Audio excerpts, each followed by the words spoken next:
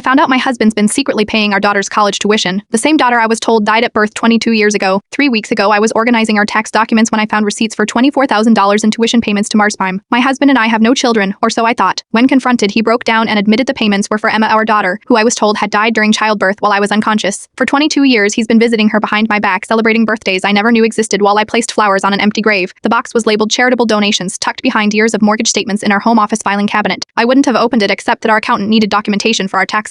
Inside were quarterly receipts from Mick Burr's our office, all addressed to my husband, Robert. The student's name was clearly printed. Emma Grace Wilson. My first thought was identity theft. We don't know any Emma Wilson, and we certainly don't have children to send to college. When I texted Robert about it, he responded with 4 words that made my blood run cold. I'll explain tonight. Wait, those 8 hours were the longest of my life. I searched the name online and found her. A 22-year-old Miss Brim senior studying journalism with a bright smile that looked hauntingly familiar. Her Instagram showed a young woman who had my mother's eyes and Robert's dimples. When Robert came home, he sat across from me at our kitchen table, hands trembling. Emma didn't die, he whispered, tears streaming down his face. She lived. The story he told shattered everything I thought I knew about our life together. During the traumatic birth, there were complications. I hemorrhaged badly and was unconscious for nearly 2 days. The doctors told Robert that the baby was in distress, that her chances were slim. Your parents convinced me it would destroy you, he said, voice breaking. You'd already had 3 miscarriages, they said. If you lost another baby, especially after carrying her to term, you might not survive the grief. So they created a lie while I was unconscious. Robert signed papers placing Emma with his childless cousin and her husband, who had been trying to adopt for years. When I woke up, they told me our daughter had died. We held a funeral. I've spent 22 years grieving a child who was alive and thriving just 2 hours away. I visited her every month, Robert admitted. At first I told myself it was just to check on her. Then it became birthday visits, school events. Her adoptive parents always included me. They send me photos, report cards, they call me Uncle Rob. And you never thought I deserved to know? I asked, my voice barely audible. That knowing she was alive but not with us would be worse. Then years passed, and the lie was too big to take back. I've spent the past 3 weeks in a rental apartment trying to process this betrayal. My parents are both gone now. My father died never telling me the truth. Robert texts daily begging for forgiveness, sending photos of the daughter I never knew I had. Jesty, I received a message request on Instagram from Emma herself. I just found out you're my birth mother. I've had a wonderful life, but to hear has always been a piece missing. Would you be willing to meet? She doesn't know the full story that I was told she died, that I've mourned her for 22 years. She believes I made an adoption plan for her, that I chose to give her a better life. Tarao, I am meeting my daughter for coffee at a Clisme near her campus. I don't know if I can ever forgive Robert or understand my parents' role in this deception, but I do know that I won't waste another day separated from the daughter I thought I'd lost. Some lies are told from love, others from fear, but no matter the intention, the truth demands its day, and mine has finally come.